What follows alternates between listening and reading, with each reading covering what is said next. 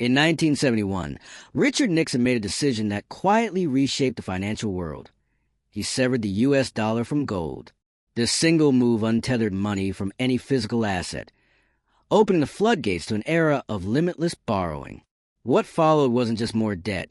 It was the creation of a system where debt would never be repaid. Governments learned to roll it over endlessly, issuing new bonds to cover old ones, keeping economies alive with borrowed time. The dollar is falling. The empire is fading. But your voice is rising. Don't just watch history happen. Be part of it. Why'd have eCheckmark subscribe to this channel for more fearless analysis from Richard Wolff and voices the mainstream media refuses to platform? But this wasn't an accident. It was by design. Today, global debt has ballooned past $315 trillion, yet no one truly expects any of it to vanish. Because if the debt ever stopped growing, the system would collapse under its own weight. Behind this structure lies a quiet truth. The world isn't looking for repayment. It's looking for confidence. Central banks like the Federal Reserve, international institutions like the IMF, and even other nations play a constant game of refinancing and interest juggling. Taxpayers fund it, while asset holders profit. The cycle is so embedded in our global order that questioning it feels almost heretical. But the entire system is a paradox. Every country owes money, yet no one is outside the loop enough to be a pure lender. Instead, we've built a circular, self-sustaining machine, one that looks stable only as long as everyone believes it is. In today's global economy, there's a massive, staggering truth that's both obvious and completely overlooked. Every single nation is in debt. Trillions upon trillions of dollars, euros, yen, pounds, borrowed, promised, owed. But ask a simple question. Who exactly is lending all this money? And suddenly, the silence is deafening. This isn't just a financial puzzle. It's a paradox. If every country owes money and the total global debt is over $315 trillion, then who is actually the creditor? The answer isn't a single person, government, or institution. It's a self-sustaining, circular system that feeds on trust, generates profit for the wealthy, and quietly transfers trillions from taxpayers to asset owners, all while pretending everything is perfectly normal. The global debt system didn't appear out of nowhere. It evolved. It started with basic personal loans, tools of survival in ancient economies. But in the late 17th century, something changed forever. England began issuing government bonds to fund wars. For the first time, a government borrowed not against land, gold, or grain, but against future tax revenues. That was the birth of modern sovereign debt. Suddenly, states could spend beyond their immediate means and appear stable doing it. It was a political trick and a financial innovation all in one. Fast forward to the 20th century. 2 world wars, the rise of the United States, and the dollar become the world's anchor currency. But the real tipping point came in 1971 with the Nixon shock. That's when the U.S. decoupled the dollar from gold. Fiat currency became king. No more need for physical backing. Governments could now print money freely, borrowing endlessly. And they did. Debt exploded, but not with the intention of being paid back. That's the critical insight no one wants to admit. Sovereign debt is not meant to be repaid. It's designed to be rolled over endlessly. Countries issue new bonds to pay off old ones. They manage interest payments, not principal balances. It's a treadmill, not a path. The entire global financial system is built on this permanent rollover strategy. And it works, but only as long as everyone believes it will continue to work. Governments justify this by pointing to growth, investment, stability. They borrow to cover deficits, to stimulate economies, to fund infrastructure or military operations. But the repayment plan? That's the dirty secret. There isn't one. There never was. So who holds this debt? Who's on the other end of this gigantic, never-ending loan? The answer is both everyone and no one. It's domestic banks, foreign governments, international institutions like the IMF, pension funds, and most importantly, central banks. And at the heart of it all is the United States Federal Reserve, a central bank with the extraordinary ability to generate money out of nothing through quantitative easing. In effect, the U.S. is both the borrower and the lender. It's lending to itself and others while borrowing from everyone at the same time. That's the circular logic of the system. This web of lenders and borrowers is so entangled that one country's crisis can unravel others. The Greek debt crisis in 2010 made that abundantly clear. A relatively small economy nearly triggered a global collapse. Why? Because banks across Europe were deeply exposed. The financial structure is interconnected to the point of fragility. One domino falls, and the chain reaction begins. And what keeps this house of cards standing? Confidence. Just confidence. The belief that governments will keep making their interest payments. The belief that the system will keep rolling forward. The moment that belief cracks, when bondholders start doubting a country's ability to pay, interest rates spike, bond markets panic, and governments scramble. That's not theory. That's exactly what happened to Italy, Spain, and Portugal during the European debt crisis. And behind the scenes, credit rating agencies add fuel to the fire. A single downgrade can spark massive bond sell-offs. Entire markets react, not based on facts, but on sentiment. That's how fragile this system is. It's not backed by gold or commodities. It's backed by perception. But here's the darker truth. This whole structure benefits the wealthy and burdens the average citizen. Governments pay interest on their debt using taxpayer money. But who receives those interest payments? Asset owners. That means banks, hedge funds, pension funds, and rich individuals. In other words, regular people pay taxes, and those taxes are funneled upward through the debt system to enrich the already affluent. It's not an accident. It's how the system is built. Debt is a tool of economic management, but also a mechanism of wealth transfer. While nations borrow to survive, investors profit, and those profits are secure as long as the system holds. So what happens if confidence vanishes? If a country can't refinance its debt, that's when you get default, currency collapse, or hyperinflation. When a country like Venezuela or Zimbabwe falls into a debt spiral, the entire population suffers. And if a larger economy fails, the ripple effect can be global. That's the risk of this self-referential debt architecture. It's a ticking time bomb, kept silent by technical language and media distractions. We've built a system that can never stop borrowing, and can never admit that fact openly, because doing so would destroy the very confidence it depends on. But make no mistake, this is not just a theoretical concern. This debt structure is now so large, so complex, and so interconnected that no one can untangle it without consequences. Trying to reduce global debt would cause a deflationary collapse. Paying it off in full will require massive tax hikes, spending cuts, and years of economic pain. So governments take the easier path. Roll it over, borrow more, push the problem into the future. And that future is getting closer. As debt levels rise, especially in the wake of financial crises, pandemics, and geopolitical tensions, the margin for error gets thinner. One wrong move, one loss of confidence, and the spiral begins. This is the central contradiction of our time. Debt keeps the global economy moving. It funds governments, pays for wars, keeps social programs alive, and helps manage crises. But it also threatens to collapse under its own weight. The challenge of the 21st century isn't technological. It's financial survival. Managing this intricate, dangerous system without triggering a meltdown is the ultimate balancing act. Because unlike a country can't just declare bankruptcy and walk away. It has to live with the consequences. Currency devaluation, inflation, social unrest, political upheaval, all follow when debt becomes unmanageable. And yet, the system continues. Not because it's sustainable, but because there's no alternative anyone is willing to embrace. We've tied our entire global financial future to a structure based on never paying off the debt, just servicing it, just maintaining the illusion. The real lender isn't a person or an institution. The lender is the system itself, a perpetual motion machine that thrives on trust, fears collapse, and punishes transparency. Governments are both borrowers and bankers. Citizens are both taxpayers and victims. And wealth flows upward. Always. This is the truth behind the headlines. Every time you hear about another round of borrowing, another trillion-dollar budget, another central bank intervention, remember this. None of it is meant to be paid back. It's just meant to keep the wheels turning a little longer. And maybe, just maybe, We should start asking harder questions about how long that can go on. If this breakdown of the global debt system gave you something to think about, hit that like button, share this video, and let us know your thoughts in the comments.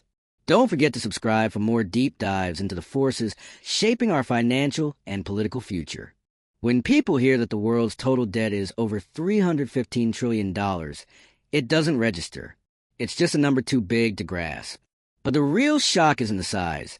It's the fact that this debt is never going away. And no one even plans to make it go away. Politicians talk about balancing budgets, cutting spending, being fiscally responsible. But these are just talking points, not policy. Behind the curtain, governments are doing the opposite. They're borrowing more, faster, and with less accountability. Because the truth is, this entire system depends on constant borrowing. The day a government stops issuing debt is the day the system starts to crack. Why? Because every part of the economy is built on debt as a foundation. Businesses rely on government stability. Banks rely on government bonds as safe assets. Pension funds depend on bond returns to pay retirees. Central banks manipulate interest rates based on how much debt is circulating. It's all tied together. And what's holding it all in place? Confidence. The belief that governments will keep borrowing, paying interest, and managing their fiscal house, even if it's all built on sand. But confidence isn't permanent. It's psychological. And once it's lost, recovery is brutal. Look at what happened during the 2008 financial crisis. Banks were over-leveraged, debt-fueled assets collapsed, and trust evaporated almost overnight.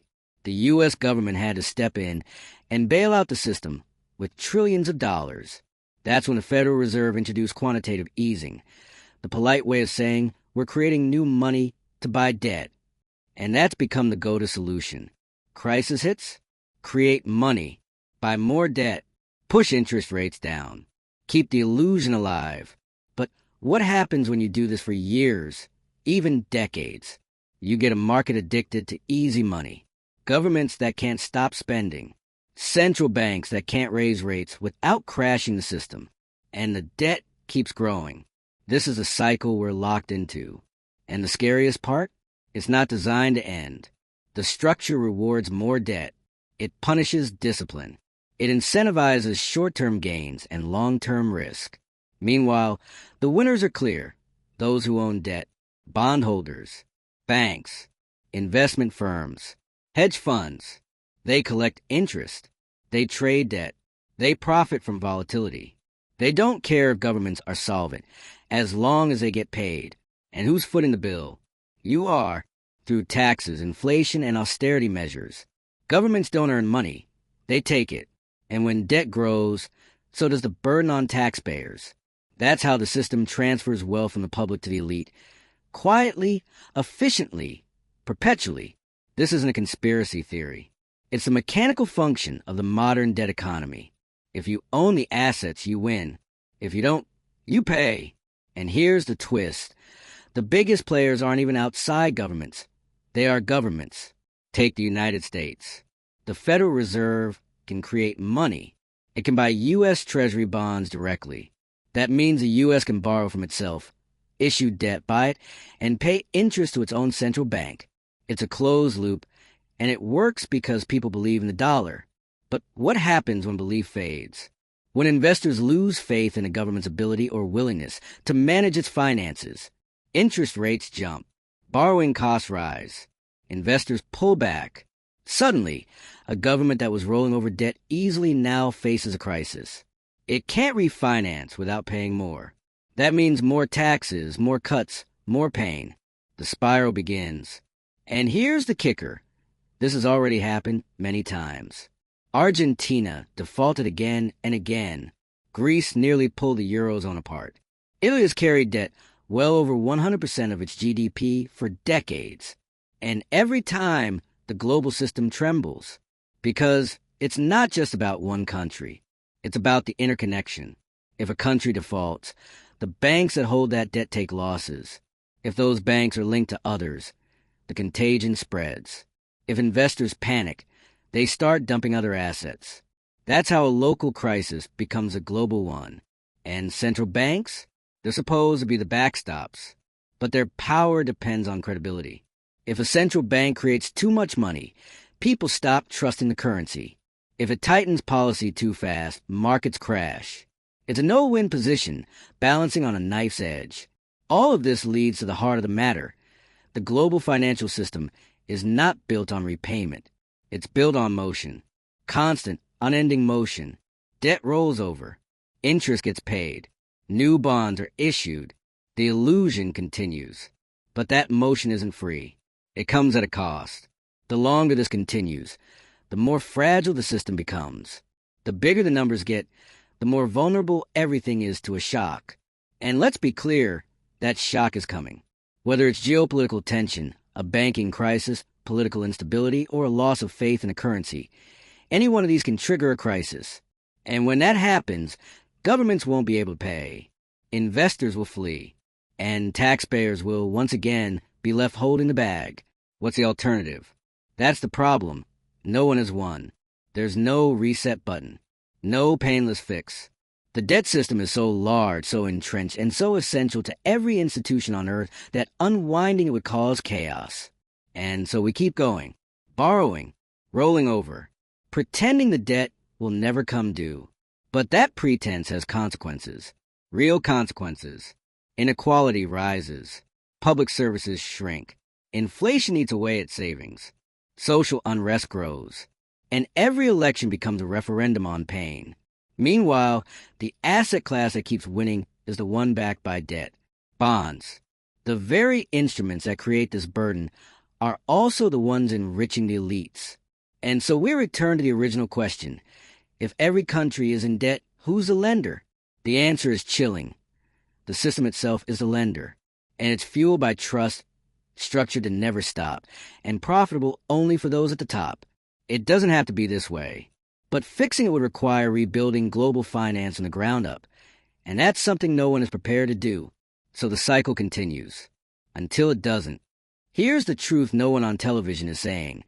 The global debt machine is too big to understand, too fragile to fix, and too profitable to stop. It's not a flaw in the system. It is the system. And most people are just passengers on a train that's speeding toward a cliff with no brakes, no conductor, and no emergency plan. And yet, the machine keeps humming along. Every time a government faces a budget shortfall, what do? They borrow. Every time a central bank wants to stimulate the economy, what do? Lower rates and buy more debt. Every time a financial crisis hits, what's the answer? More liquidity, more debt, more quantitative easing. There's no incentive to stop. No reward for restraint. Politicians win votes by spending. Investors make money from lending.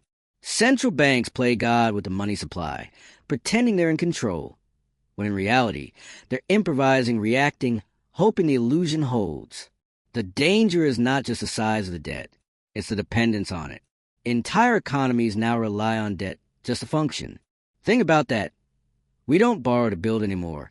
We borrow just to survive, to fund basic operations, to keep the lights on. It's not just developing nations. It's not just fiscal basket cases. It's every major economy on Earth.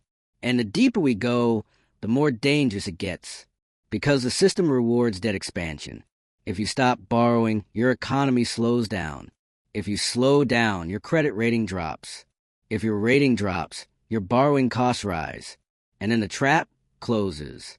So instead of climbing out of the hole, governments just dig faster, roll over the debt, push the problem to the next administration, the next decade, the next generation.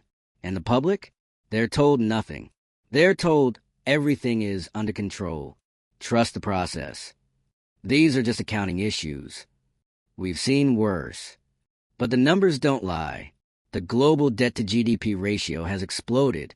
Interest payments alone are swallowing budgets whole. And when rates rise, those payments skyrocket. This is already happening. Quietly, behind the headlines. Governments are spending more just to service debt, not reduce it, not invest, just to stay afloat. And when those payments outpace growth, that's when the trap becomes a noose. And here's the part that should outrage every working citizen. While governments scramble to service debt, the people collecting those interest payments are not struggling. They are thriving because they own the debt. If you're a pension fund, a hedge fund, a global bank, this system works for you. You get guaranteed income. You get stability. You get bailouts when things go wrong. Meanwhile, the public gets tax hikes, benefit cuts, inflation, and lectures about tightening belts. It's not a bug. It's a feature. The debt system is a massive wealth transfer mechanism disguised as economic policy. It's designed to extract value from the public and deliver it to asset owners, quietly, efficiently, year after year. And no one can vote it out. No one can reform it from within, because the people in charge of the system are the ones benefiting from it. And that brings us to the final, most dangerous truth. The global debt system is a confidence game. It only works if people believe it works. The moment that confidence breaks, when people realize the debt will never be repaid, that the interest payments are unsustainable, that the whole thing is a shell game, that's when collapse becomes inevitable. We've seen the early signs. Bond market revolts, sudden spikes in yields, governments tiptoeing toward default, central banks losing credibility. These aren't outliers. They are warnings. But the response is always the same. Patch it up, borrow more, kick the can. That works until it doesn't. And when that day comes, there will be no bailout big enough, no central bank powerful enough, no policy tool strong enough to hold it all together. Because the issue isn't one country. It's the entire global system, built on debt that no one intends to pay, managed by institutions that can't tell the truth, and tolerated by a public that hasn't been told how close we are to the edge. This isn't alarmism. It's the inevitable result of math, policy, and political cowardice. So where does that leave us? It leaves us staring at a system that can't be fixed because it was never designed to be sustainable. It was designed to expand. And that's exactly what it's done for decades. But infinite growth on a finite planet, backed by infinite debt, is not a strategy. It's a delusion. The longer we wait to confront it, the harder the fall will be. If you found this breakdown brutally honest, if it woke you up to what's really going on, hit that like button. Share this with someone who still thinks governments will figure it out. Leave a comment. We want to hear from you. And subscribe, because we're not done exposing what they don't want you to know.